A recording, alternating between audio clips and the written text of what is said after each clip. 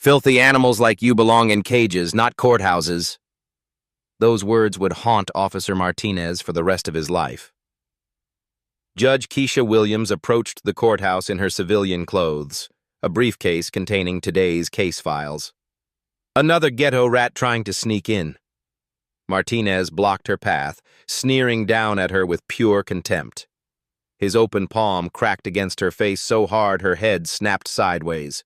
The expensive briefcase flew from her grip, legal documents scattering like confetti across the courthouse steps. Martinez grabbed her by the throat, slamming her back against the stone wall.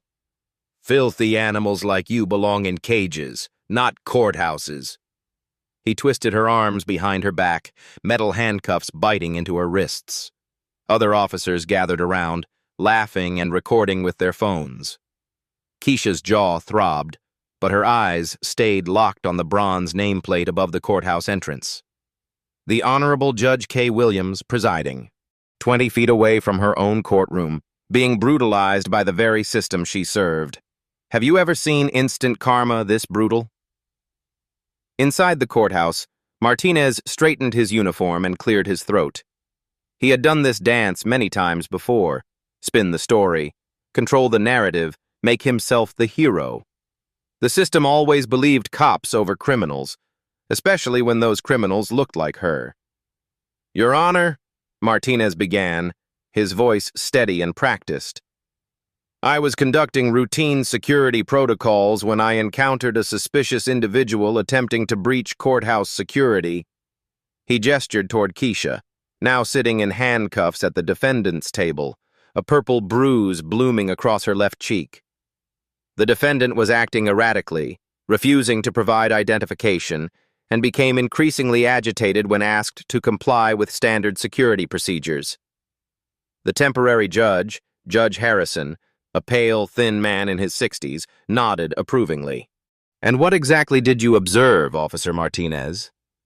Well, sir, she was dressed inappropriately for court proceedings, carrying what appeared to be stolen legal documents. Martinez's eyes gleamed as he warmed to his fabrication. When I approached to investigate, she became verbally aggressive, using profanity and making threats. From the gallery, 2 other officers, Rodriguez and Thompson, exchanged knowing looks. They had heard Martinez tell similar stories dozens of times, different faces, same script. She kept screaming about being someone important, Martinez continued, his voice dripping with disdain. These people always claim to be lawyers, judges, senators, anything to avoid accountability. I've seen this playbook before, Your Honor. Judge Harrison leaned forward, clearly engaged. Did she attempt to flee or resist arrest? Absolutely. The defendant became physically combative when I attempted to place her in protective custody. I was forced to use the minimum necessary force to ensure public safety. Martinez's hand trembled almost imperceptibly as he spoke, the only crack in his polished performance. The courthouse stenographer's fingers flew across her machine, capturing every lie for posterity. In the back row, a young law clerk frowned, something nagging at her memory. Officer Rodriguez, the prosecutor called. Can you corroborate Officer Martinez's testimony? Rodriguez stood, his uniform pressed to perfection. Yes, ma'am. I witnessed the entire incident. The defendant was clearly attempting to circumvent security protocols. Officer Martinez handled the situation with remarkable professionalism. And the alleged assault? Judge Harrison inquired. Martinez's jaw tightened. Your Honor, I used only the force necessary to subdue an aggressive individual who was threatening courthouse security. The defendant's injuries, if any, resulted from her own resistance to lawful commands. He pulled out his phone, swiping to a video that conveniently started mid-confrontation. I have partial footage here, though unfortunately my body cam malfunctioned this morning. The lie rolled off his tongue like honey. How convenient, Keisha murmured, speaking for the first time. I'm sorry? Judge Harrison raised an eyebrow. Nothing, Your Honor, she replied calmly, though her eyes blazed with controlled fury. Martinez continued his performance. What we're seeing here is a classic case of someone playing the victim card after being caught breaking the law. She was trespassing on government property, carrying suspicious documents, and when confronted with her criminal behavior, she immediately claimed discrimination. The prosecutor, a middle-aged woman named Sandra Walsh, nodded sympathetically. Officer Martinez, in your 15 years of service, have you encountered similar situations? Unfortunately, yes. There's a pattern here. Certain individuals believe they're above the law, that rules don't apply to them. They use accusations of racism to deflect from their own criminal behavior. Martinez's voice rose with righteous indignation. It's honestly insulting to the real victims of discrimination. Several people in the gallery, mostly white courthouse employees, nodded in agreement. They had heard similar stories on the news, seen similar narratives play out in social media. It felt familiar, comfortable even. The defendant claims she was going to work. Martinez made air quotes mockingly. But she couldn't provide any employment verification, any identification, or any legitimate reason for being in a restricted area of the courthouse. Thompson, the third officer, stepped forward. If I may add, Your Honor, the defendant was carrying what appeared to be confidential legal documents. We suspect she may have been involved in some kind of identity theft or fraud scheme. Judge Harrison looked intrigued. Fraud scheme? Yes, sir. Martinez jumped back in, sensing momentum. These documents had judicial letterhead, case numbers, and sensitive information. No legitimate citizen would have access to materials like this. We believe she may have been planning to impersonate court personnel. The irony was so thick it was almost suffocating, but Martinez pressed on, oblivious to the trap he was setting for himself. In my professional opinion, he concluded, this is simply another case of someone trying to game the system. She knows if she can make this about race, about alleged police brutality, she can distract from her actual crimes. It's a calculated manipulation of public sympathy. He turned to face Keisha directly, his eyes cold and contemptuous. These people think they can just waltz into any building, any courtroom, any space they choose, and when they're stopped, they scream discrimination. Well, not in my courthouse. The words hung in the air like a poisonous cloud. Several court staff members shifted uncomfortably while others remained stone-faced. Your Honor, Prosecutor Walsh added, the state recommends we proceed with charges of trespassing, resisting arrest, and assault on a police officer. The defendant's attempt to frame this as a civil rights issue is clearly a desperate defense strategy. Martinez allowed himself a small smile. This was going exactly as planned. Another case, another win, another reminder that the system worked the way it was supposed to. People knew their place, or they learned it the hard way. Furthermore, he continued, emboldened by the supportive atmosphere, I want to emphasize that I showed remarkable restraint. The defendant was clearly unstable, possibly under the influence of narcotics. A lesser officer might have used much more significant force. Judge Harrison nodded gravely. Your professionalism is noted, Officer Martinez. In the defendant's chair, Keisha sat perfectly still, her hands folded in her lap despite the handcuffs. Her expression remained calm, almost serene, but anyone looking closely would have noticed the slight upturn at the corners of her mouth. She was taking mental notes of every lie, every fabrication, every detail that would soon unravel Martinez's career and reputation. The officer had no idea he was testifying in front of the very person who had the power to destroy him. Is there anything else you'd like to add, officer? Judge Harrison asked. Martinez straightened his shoulders. Just that incidents like this remind us why we need strong law enforcement. Some people only understand authority when it's backed by force. The defendant learned today that actions have consequences. He had no idea how prophetic those words would prove to be. The prosecutor smiled confidently. The state rests its case against this defendant, Your Honor. The evidence clearly shows a pattern of criminal behavior and resistance to lawful authority. As Martinez stepped down from the witness stand, he caught Keisha's eye one final time. He winked at her, a gesture of complete dominance, total victory. It would be the last moment of triumph in his entire career.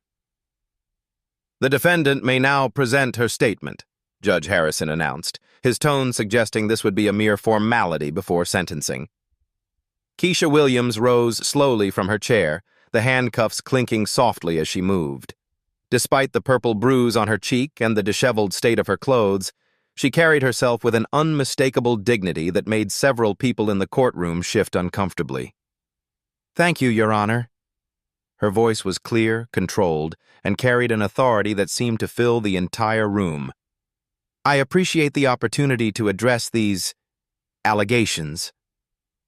Judge Harrison blinked. Something in her tone was unexpected, professional in a way that didn't match the narrative he'd been presented. "First, I want to clarify several factual inaccuracies in Officer Martinez's testimony." Keisha's eyes swept the courtroom methodically, landing on each person who had supported the officer's lies. According to his statement, I was trespassing on government property.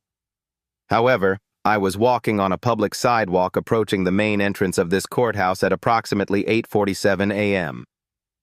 She turned slightly, addressing Judge Harrison directly.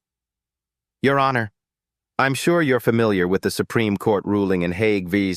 Committee for Industrial Organization, which clearly establishes that public sidewalks adjacent to government buildings are traditional public forums where citizens have a constitutional right to be present."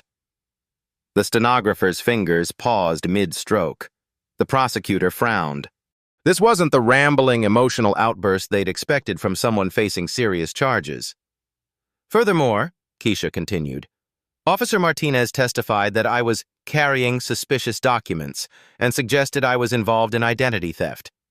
I'd like to examine that claim more closely." She gestured toward the evidence table where her scattered papers had been collected. "Those documents are indeed authentic legal materials. Specifically, they include pending case files, judicial memoranda, and administrative correspondence, all of which I have legitimate access to in my professional capacity." "Professional capacity?" Judge Harrison interrupted. "And what exactly is your profession, Miss—" Keisha paused, a slight smile playing at the corners of her mouth. "Williams. Dr. Williams. And I think we'll get to my professional background shortly, Your Honor." Martinez felt a chill run down his spine. Something was very wrong with this picture.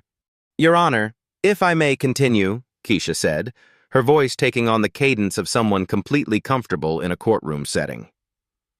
"Officer Martinez also testified that I became verbally aggressive and used profanity. I'd like to address that claim by invoking my Fifth Amendment right to remain silent regarding any statements I may have made during the alleged incident." She paused, letting that sink in. "However, I will note that any statements I did make were in direct response to being physically assaulted without provocation, warning, or legal justification." The young law clerk in the back row sat up straighter. Something about this woman's voice, her mannerisms, seemed familiar. "Now, regarding the officer's claim that his body cam malfunctioned," Keisha continued, and now there was steel in her voice. "Your Honor, I'm sure you're aware of the federal rules of evidence, particularly Rule 1006, which allows for the introduction of summaries of voluminous records. I have reason to believe that comprehensive video and audio evidence of this morning's incident exists and will be made available to this court." Judge Harrison leaned forward. "What kind of evidence are you referring to?" "Your Honor, this courthouse has extensive security camera coverage, including high-definition cameras positioned at 15-foot intervals along the main approach. Additionally, the county maintains automatic backup systems for all officer body cam footage, regardless of claimed equipment malfunctions." The color drained from Martinez's face. He had forgotten about the courthouse security cameras in his rush to control the narrative. "I would like to formally request," Keisha continued, "that this court issue a preservation order for all electronic surveillance data from this morning between 8:45 and 9:15 a.m., including but not limited to courthouse security footage, body cam backup files, and any mobile phone recordings that may have been made by officers present at the scene." Prosecutor Walsh stood abruptly. "Objection, Your Honor. The defendant cannot simply make evidentiary demands without proper legal representation." Keisha turned to face the prosecutor with a look that made the woman take an involuntary step backward. "Your Honor, pro se defendants have the constitutional right to present evidence in their own defense under the Sixth Amendment. Additionally, Brady v. Maryland establishes the prosecution's obligation to preserve potentially exculpatory evidence." The silence in the courtroom was deafening. This was not how these cases usually went. Judge Harrison cleared his throat. "Miss Williams, you seem unusually familiar with legal procedure. Do you have formal legal training?" "I have some experience with the judicial system, Your Honor." Keisha's response was carefully neutral, but her eyes gleamed with something that looked almost like amusement. She walked, as much as the handcuffs would allow, to the evidence table and gestured toward her scattered belongings. "Your Honor, I'd also like to address Officer Martinez's characterization of my presence here as suspicious or unauthorized." She pointed to a specific document among the papers. "This is my daily court calendar, which shows I was scheduled to preside over... Excuse me, I was scheduled to appear in this building for legitimate business starting at 9 a.m. this morning." The bailiff, a large man named Henderson, who had worked in this courthouse for 12 years, suddenly went very still. He was staring at Keisha with growing recognition and horror. "Officer Martinez testified that I claimed to be someone important," Keisha continued. "I'd like to clarify that I never made any such claim during our encounter. However, I did attempt to show him my identification, which he refused to examine before initiating his assault." She paused, surveying the courtroom. "Your Honor, I have in my possession, despite Officer Martinez's violent interference, documentation that will conclusively establish both my identity and my legitimate reason for being at this courthouse this morning." Judge Harrison was beginning to look distinctly uncomfortable. "What kind of documentation?" Keisha reached carefully into her jacket pocket, moving slowly to avoid startling anyone. "My judicial parking pass, issued by this courthouse's administrative office, my building access card, programmed with my judicial chamber's entry code, and my official identification." The bailiff Henderson suddenly stood up, his face pale as he recognized the woman he'd seen every day for the past 3 years. "Your Honor," Keisha said quietly, "I believe there's been a significant misunderstanding about who exactly Officer Martinez assaulted this morning." She held up a leather credential wallet, and even from across the room the gold judicial seal was clearly visible. "Perhaps we should recess so that proper identifications can be verified," she suggested, her voice carrying the unmistakable tone of someone who was used to giving orders in courtrooms, not taking them. Judge Harrison stared at the credential wallet, then at Keisha's face, then at the bailiff who was nodding grimly. "Court will recess for 15 minutes, he said hoarsely. As the gavel fell, Martinez felt his world beginning to crumble around him. Whatever game he thought he was playing, he was beginning to realize he might not understand the rules at all. During the 15-minute recess, the courthouse buzzed with nervous energy. In a small holding room adjacent to the courtroom, Keisha sat calmly while Bailiff Henderson fumbled with his keys, his hands shaking as the reality of the situation hit him. "Judge Williams," he whispered, his voice thick with horror. "Jesus Christ, Judge Williams, I am so sorry. I didn't recognize you in civilian clothes, and when they brought you in like that." "It's all right, Henderson," Keisha replied softly. "You weren't part of this, but I need you to do something for me." "Anything, Your Honor. Anything at all." "I need you to go to my chambers, quietly, and bring me my judicial robes, the black ones with the gold trim. And Henderson?" She looked him directly in the eye. "Bring my gavel, too, the engraved one from my swearing-in ceremony." Henderson nodded vigorously and hurried out, leaving Keisha alone with her thoughts. She closed her eyes and took a deep breath, centering herself the way she had learned to do during her 23 years on the bench. This morning, she had been Judge Keisha Williams, respected jurist, protector of constitutional rights, guardian of justice. In the span of 15 minutes, she had been transformed into a victim, a defendant, a woman in handcuffs facing trumped-up charges. But now it was time to reclaim what was hers. Her phone, confiscated during the arrest, but now returned, buzzed with missed calls and messages. Her clerk, Janet Morrison, had sent increasingly frantic texts. "Judge Williams, where are you? The Peterson hearing is in 30 minutes. Your Honor, the attorneys are here asking about delays. Judge Williams, please call me back. There are rumors that something happened." Keisha typed back quickly.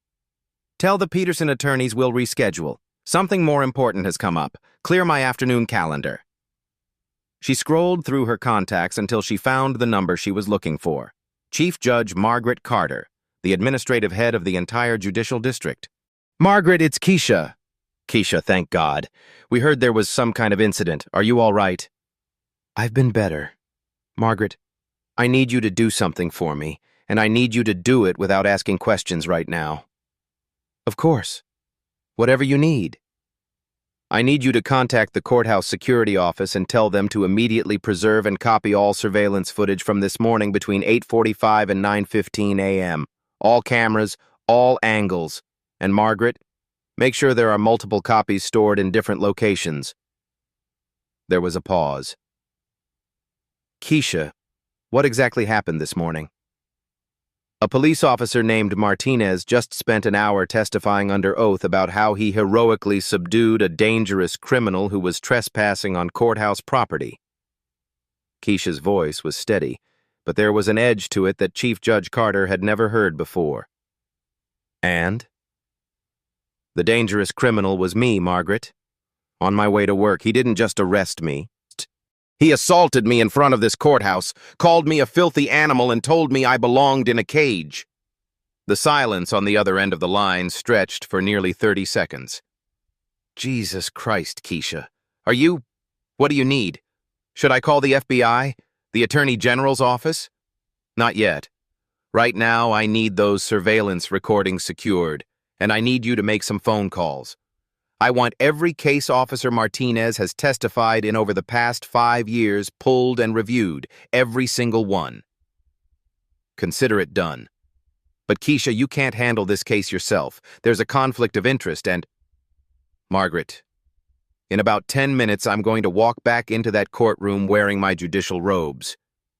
Officer Martinez is going to learn exactly who he assaulted this morning, and more importantly, who has the power to ensure he faces the consequences of his actions." Henderson returned, carrying a garment bag and a small wooden box. "Your robes, Your Honor." "Robes, and your gavel." Keisha stood and unzipped the garment bag, revealing the flowing black judicial robes that had been her armor for over 2 decades. As she slipped them on, she felt the transformation begin. The fabric settled on her shoulders like a mantle of authority, each fold a reminder of the power she wielded, the oaths she had taken, the justice she was sworn to protect. She opened the wooden box and lifted out her ceremonial gavel, its weight familiar and comforting in her hand. Engraved on its handle were the words, "Justice is blind, but she sees all." "Henderson," she said, adjusting her robes, "when we return to that courtroom, I want you to announce to me properly." "Yes, Your Honor. How would you like to be announced?" Keisha Williams straightened to her full height, every inch the federal judge she had been for the past 23 years. "The Honorable Judge Keisha Williams, presiding." She looked at herself in the small mirror on the wall. The bruise on her cheek was still visible, but now it served a different purpose. It wasn't just evidence of Martinez's brutality. It was a symbol of how far the system had fallen, and how completely it was about to be restored. When court resumes, Officer Martinez will learn what justice really means. "All rise!" Henderson's voice boomed through the courtroom with an authority that made everyone snap to attention. But what happened next would be seared into their memories forever. "Court is now in session. The Honorable Judge Keisha Williams presiding." The words hit the courtroom like a thunderbolt. Officer Martinez, who had been leaning casually against the prosecutor's table, went rigid. Judge Harrison, still seated in what he now realized was not his chair, turned pale as death. The prosecutor's mouth fell open. Keisha Williams entered through the judge's chamber door, wearing her full judicial robes, the gold trim catching the overhead lights. She moved with the measured pace of someone who had walked this path thousands of times before. In her right hand, she carried her ceremonial gavel. The silence was absolute. Not a single person dared to breathe. She took her place behind the bench, her bench, and sat down slowly, deliberately. Her eyes swept the courtroom, taking in every shocked face, every dropped jaw, every person who was finally beginning to understand the magnitude of what had just happened. "Officer Martinez," she said quietly, her voice carrying the full weight of judicial authority, "you may remain standing." Martinez looked like he was about to vomit. His face had gone from red to white to green in the span of 30 seconds. "Your Honor," Judge Harrison stammered, rising from his chair, I mean to say—" "Judge Harrison," Keisha interrupted, her tone crisp but not unkind, "thank you for managing my courtroom during my unexpected delay. You may return to your own docket. I'll handle this matter from here." Harrison practically ran from the courtroom, his robes billowing behind him like he was being chased by demons. Keisha turned her attention back to Martinez, who was now visibly shaking. "Officer Martinez, approximately 2 hours ago, you testified under oath in this courtroom. Do you recall your testimony?" Martinez couldn't form words. "Let me refresh your memory," Keisha continued. "You stated, and I quote, 'These people always claim to be lawyers, judges, senators, anything to avoid accountability.' Do you remember saying that?" Martinez nodded weakly. "You also stated that I was quoted, 'another entitled activist looking for a payday,' and that you had seen a quote, 'this playbook before.' Is that accurate?" The courtroom was so quiet that the hum of the air conditioning sounded like a roar. "And perhaps, most memorably," Keisha's voice grew colder, "you stated that people like me need to learn that, quote, 'actions have consequences.' Do you recall that particular piece of wisdom?" Martinez's legs were shaking so hard he could barely stand. Keisha reached under her bench and pulled out a tablet computer. "Officer Martinez, I'd like to show you some evidence that has just come to my attention." She turned the tablet screen toward the courtroom. On it was crystal-clear security camera footage from the courthouse steps, showing the entire morning's incident from multiple angles. "This is footage from courthouse security camera number 7, which has an unobstructed view of the main entrance." Her finger touched the screen, starting the video. The courtroom watched in horror as the events unfolded on screen. There was Keisha, walking calmly toward the courthouse in her civilian clothes. There was Martinez, blocking her path. And then, another ghetto rat trying to sneak in. Martinez's voice, clear as day, filled the courtroom through the tablet speakers. Several people gasped audibly. The video continued, showing Martinez's unprovoked assault in vivid detail. The slap that snapped Keisha's head sideways, the brutal grab to her throat, the handcuffs. But the most damning moment was yet to come. "Filthy animals like you belong in cages, not courthouses." Martinez's own words, spoken with such venom and hatred, echoed through his courtroom. Several jurors in other cases who had been waiting in the gallery stood up and walked out in disgust. "Officer Martinez," Keisha said, pausing the video, "do you see any verbal aggression from the defendant in this footage? Any profanity? Any threats?" Martinez remained silent, his career disintegrating before his eyes. "Now," Keisha continued, "let's examine your claim that your body cam malfunctioned." She swiped to a new video file. "This is backup footage from your own body cam, automatically uploaded to the county's cloud storage system every 60 seconds. a system you apparently forgot existed. The new video began playing, and Martinez's voice filled the courtroom again, but this time it was even worse. This was the complete, unedited version. "Look at this uppity bitch thinking she can just walk into my courthouse," Martinez's voice snarled through the speakers. "These people need to learn their place. Time to teach another lesson." The prosecutor, Sandra Walsh, was frantically gathering her papers, trying to distance herself from the catastrophe unfolding before her. But Keisha wasn't finished. "Officer Rodriguez, Officer Thompson," she called out. "You both testified under oath that Officer Martinez handled the situation with remarkable professionalism. Would you like to revise those statements?" Both officers were already edging toward the exit. "And here," Keisha said, advancing the video to show Martinez's assault from his own body cam perspective, "we can see the moment when Officer Martinez committed felony assault against a federal judge." She let those words hang in the air for a moment. Federal judge. Martinez's knees buckled. He grabbed onto the prosecutor's table to keep from falling. "But wait," Keisha said, her voice taking on an almost conversational tone. "There's more." She pulled up a new file on her tablet. "This is audio from Officer Thompson's body cam, which was apparently functioning perfectly this morning." A new voice filled the courtroom. Thompson's voice, speaking to Rodriguez while Martinez was assaulting Keisha. "Dude's really going off on this one. Think she's actually somebody important like she keeps saying?" Rodriguez's voice responded, "Nah, man, look at her. Martinez knows what he's doing. Probably just another welfare queen trying to scam the system."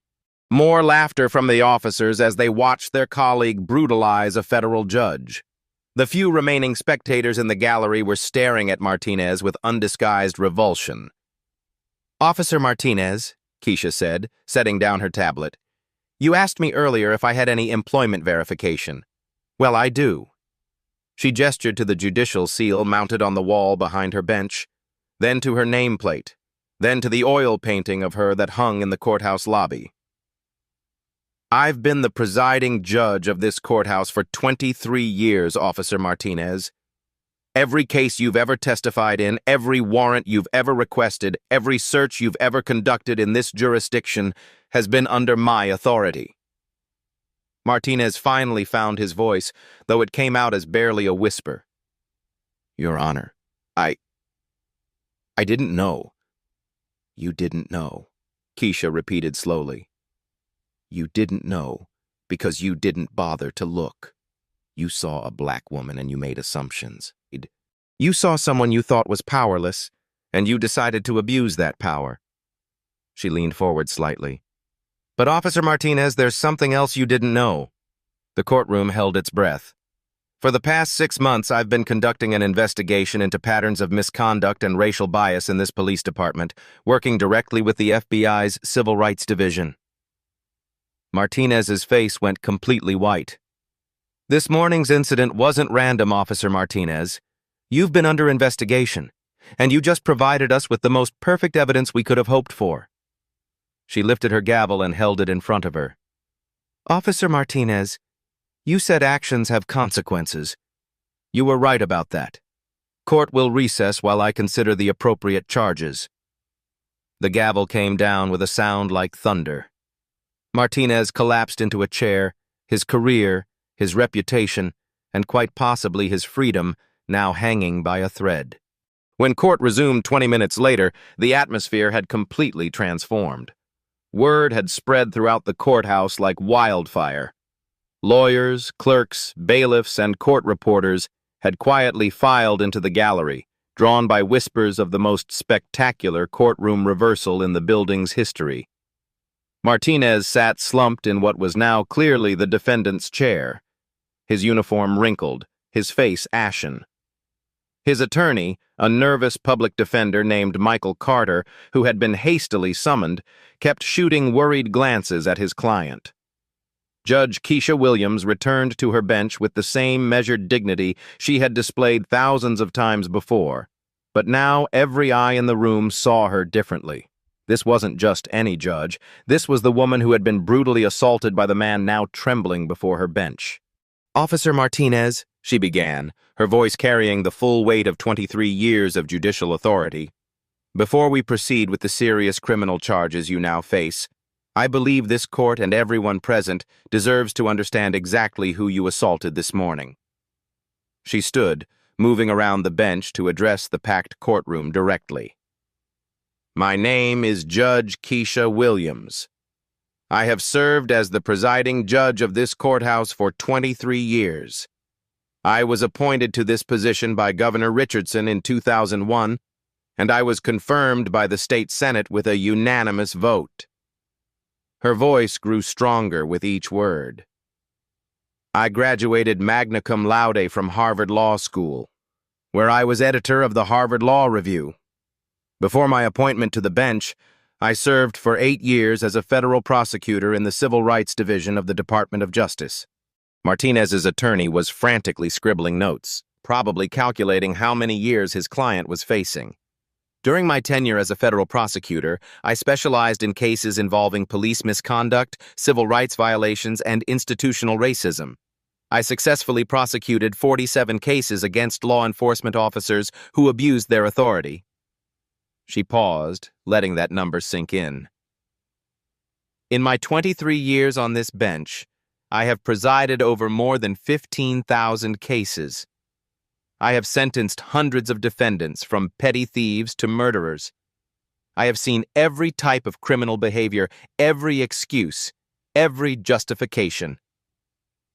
Judge Williams walked closer to where Martinez sat cowering. "But in all my years of service, Officer Martinez, I have never, not once, encountered such a perfect example of everything that is wrong with policing in America." The packed courtroom was silent except for the sound of Martinez's labored breathing.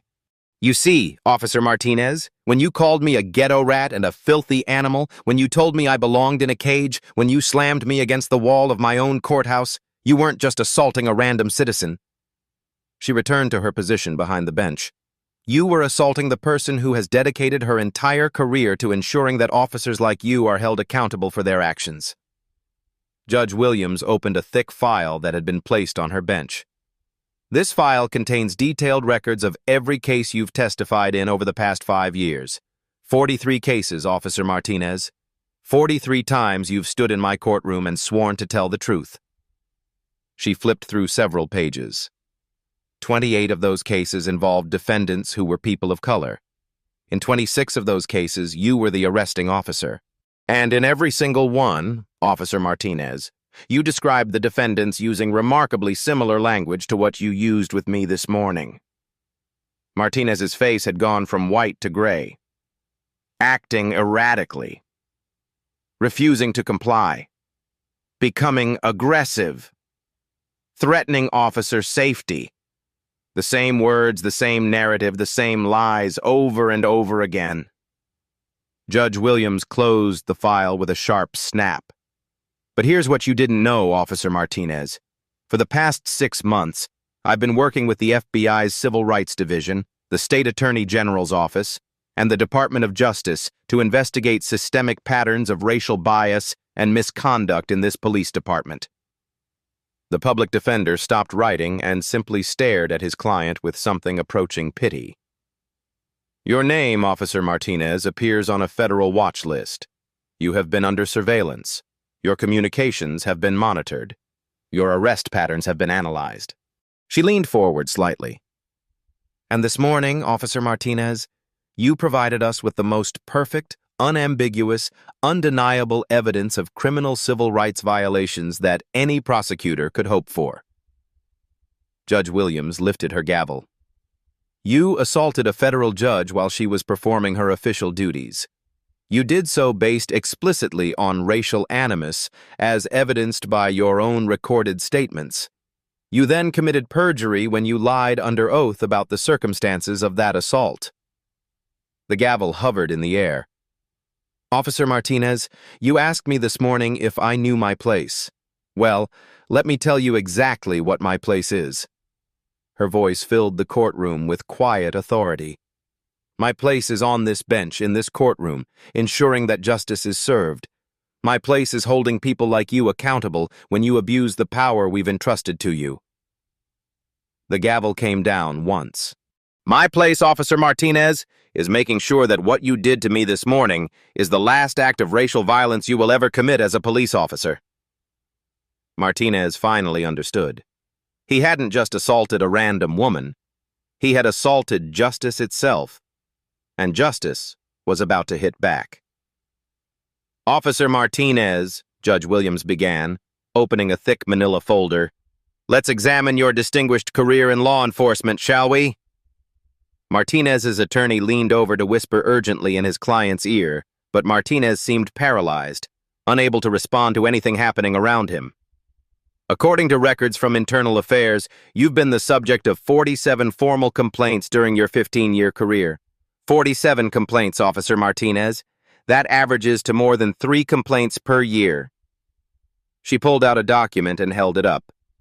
Let's start with complaint number 1, filed in 2009. Mrs. Rosa Delgado, a 63-year-old grandmother, alleged that you called her a spick during a routine traffic stop and slammed her face into her car hood when she asked for your badge number. The packed courtroom stirred uneasily. Your department's investigation concluded that Mrs. Delgado's allegations were unsubstantiated. Interesting, considering we now have video evidence of you using remarkably similar language and tactics. Judge Williams flipped to another page. Complaint number 12, 2012. Jamal Washington, a 17-year-old honor student, alleged that you planted drugs in his backpack after he refused to provide information about his older brother. Once again, your department found the complaint unsubstantiated. Martinez's breathing was becoming more labored with each revelation. Complaint number 23, 2016. Dr. Michael Johnson. Yes, Dr. Johnson, a prominent cardiologist, alleged that you arrested him outside his own home because you didn't believe a black man could live in that neighborhood. Dr. Johnson spent 6 hours in jail before his attorney could secure his release. She looked directly at Martinez. What was the department's finding on that complaint, Officer Martinez? I don't... Martinez's voice was barely audible. Unsubstantiated, Judge Williams answered for him. Are you beginning to see a pattern here? Chief Judge Margaret Carter had quietly entered the courtroom and was now sitting in the front row, her expression grim as she took notes. But here's what's really interesting, Officer Martinez. I've cross-referenced your complaint record with your arrest statistics, and some fascinating patterns emerge. Judge Williams pulled out a large chart and placed it on an easel where everyone could see it. Over your 15-year career, you've made 1,007 arrests. Of those arrests, 1,089, that's 87%, involved people of color. In contrast, the demographics of your patrol area are 42% white, 31% Hispanic, and 27% black. She pointed to different sections of the chart with a laser pointer. Even more interesting, your use of force reports show that you used physical force in 63% of your arrests involving people of color, compared to only 12% of your arrests involving white suspects. Martinez's attorney was frantically writing, probably preparing an insanity defense. And here's perhaps the most damning statistic of all, Judge Williams continued.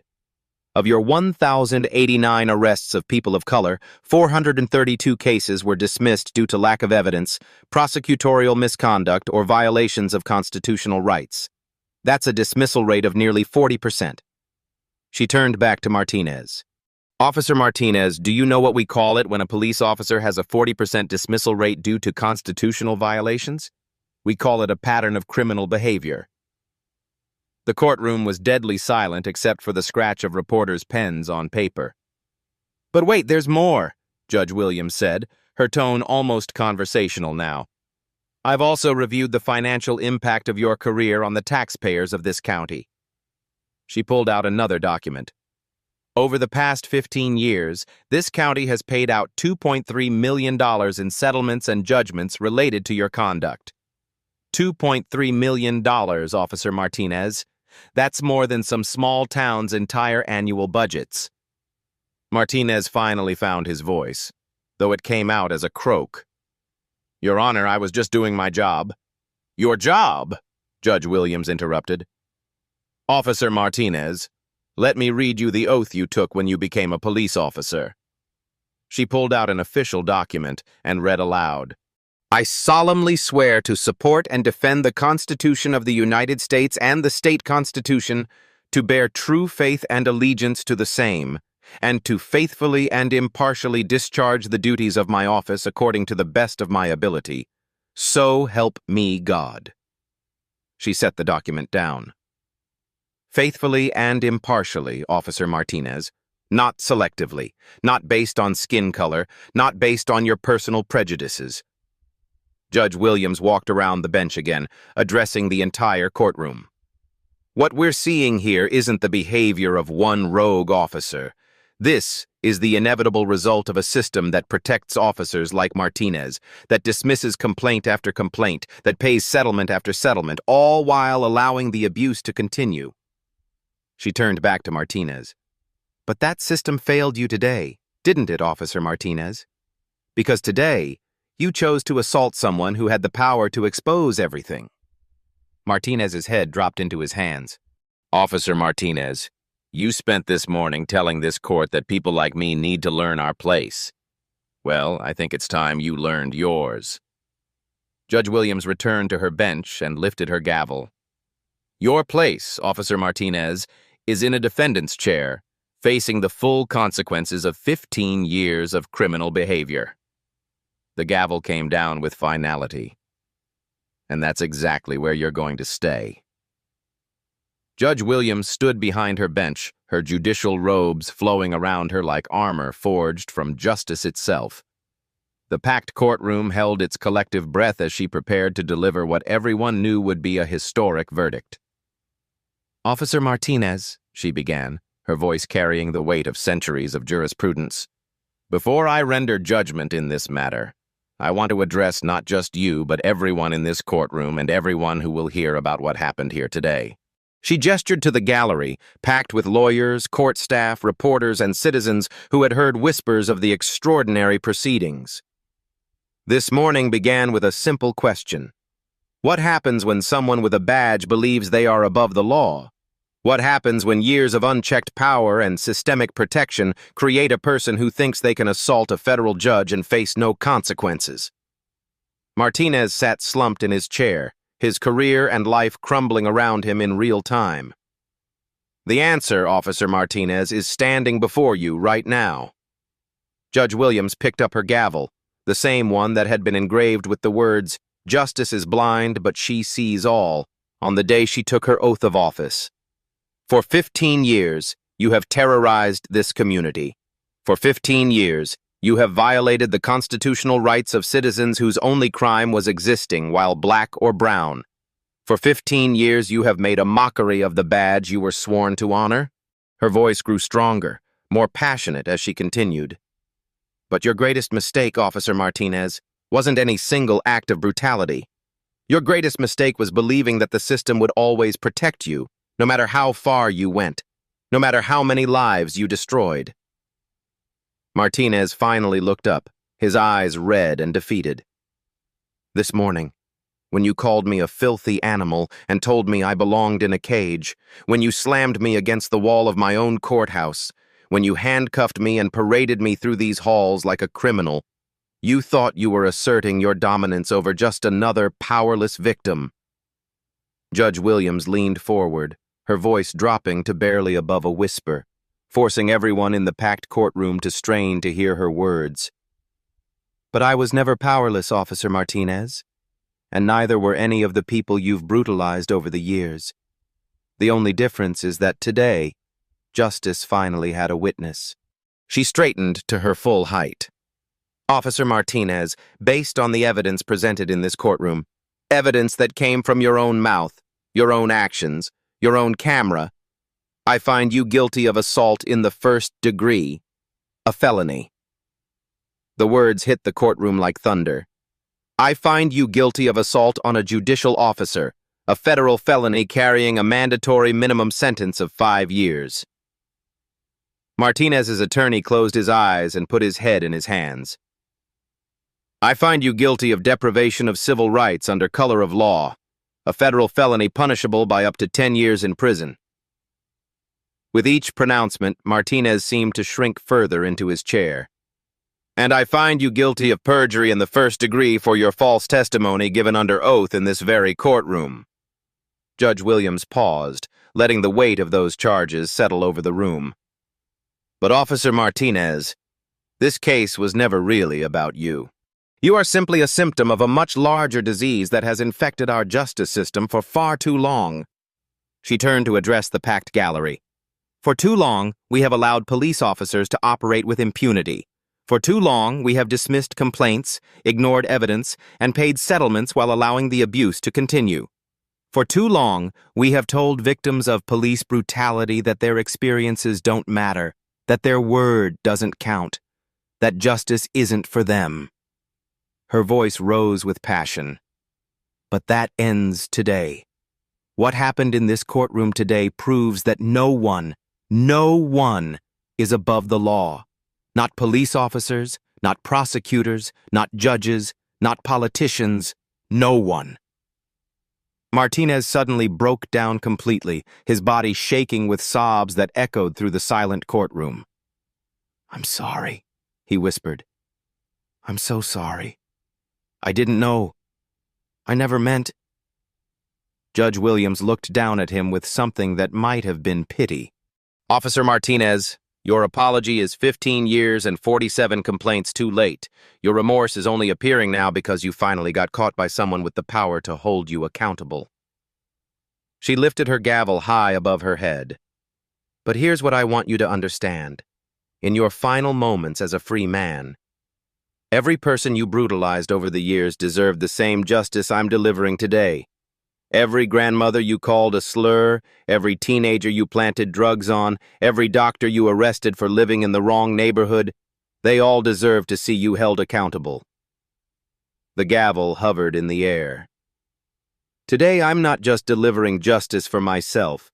I'm delivering justice for every person whose complaints were dismissed as unsubstantiated. I'm delivering justice for every family who had to watch their loved one get brutalized while the system looked the other way." Her voice filled every corner of the courtroom. "Officer Martinez, you told me this morning to know my place. Well, let me tell you what my place is. My place is ensuring that bullies like you can never again hide behind a badge while destroying innocent lives." The gavel came down with a sound like the crack of thunder. "Officer Martinez, you are hereby sentenced to the maximum penalty allowed by law. You will serve 25 years in federal prison without the possibility of parole." Martinez collapsed completely, his sobs now uncontrollable. "Furthermore," Judge Williams continued, "I am ordering a federal investigation into every case you have touched, every arrest you have made, and every complaint that has been filed against you. The victims you have silenced for 15 years will finally have their day in court." She set down her gavel and looked out over the packed courtroom. "Let this be a message to every police officer, every prosecutor, every official who thinks they can abuse their power without consequences. Justice may be blind, but she sees everything. And eventually, she comes for everyone." The courtroom erupted in applause that lasted for 5 full minutes. Justice had finally been served. 6 months later, the ripple effects of that historic morning continued to transform the entire justice system. Officer Martinez was serving his 25-year sentence in federal prison, where his fellow inmates had learned about his crimes through news coverage. His badge, his pension, his freedom, all gone. The man who once terrorized an entire community now spent his days in protective custody, finally understanding what it felt like to be powerless.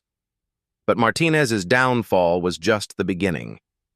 The federal investigation Judge Williams ordered uncovered a web of corruption that reached deep into the police department's command structure. 12 officers were terminated. 4 supervisors were criminally charged. The entire department was placed under federal oversight. Chief Judge Margaret Carter established new protocols requiring automatic federal review of any case involving allegations of police misconduct against judicial personnel. Body cameras became mandatory for all officers, with backup systems that could never be malfunctioned away. Most importantly, the 432 cases Martinez had tainted were reopened. Dozens of wrongfully convicted defendants were released from prison. Hundreds more had their charges dropped or sentences reduced. The county paid out an additional $8.7 million in compensation to Martinez's victims, money that came directly from the police department's budget. Judge Williams herself became a national symbol of judicial integrity and courage. She was invited to speak at law schools across the country, sharing the story of how one moment of violence revealed decades of systematic abuse. Her message was always the same. Justice delayed is justice denied, but justice delivered is justice for all. The courthouse where it all happened was renamed the Justice Williams Federal Courthouse in her honor. A bronze plaque near the entrance commemorates the morning that changed everything, with a simple inscription, "Here, justice finally found its voice." But perhaps the most powerful change was in the community itself. Citizens who had spent years afraid to report police misconduct began coming forward. Community oversight boards were established. Police training programs were completely overhauled, with Judge Williams personally designing curricula on constitutional rights and unconscious bias. The young law clerk who had witnessed the proceedings that day, inspired by Judge Williams's courage, decided to specialize in civil rights law. She now works for the ACLU, fighting similar battles in courtrooms across the nation. Rodriguez and Thompson, the officers who had supported Martinez's lies, were terminated and faced federal charges for conspiracy and obstruction of justice. Their recorded laughter while watching a federal judge being brutalized became evidence in a case study taught at police academies nationwide as an example of institutional corruption. The video of Judge Williams delivering her verdict became the most watched courtroom footage in internet history, viewed more than 50 million times. Comments poured in from around the world, from people who had experienced similar injustices but never seen accountability delivered so completely, so publicly, so perfectly. Today, Officer Martinez sits in his prison cell, probably thinking about the moment he chose to assault a woman because he thought she was powerless. He thought he knew his place in the world. He thought he knew hers. He was wrong about both. Because sometimes justice doesn't just wear a blindfold. Sometimes justice wears judicial robes. Sometimes justice carries a gavel. And sometimes, when the moment is right, justice hits back. Never underestimate the power of standing up to bullies. Share this story if you believe everyone deserves justice, regardless of who they are or what they look like. Hit that like button if you want to see more stories of courage triumphing over corruption. And subscribe, because justice stories like this happen every day, and everyone deserves to see them. Your story could be next. Truth always finds a way.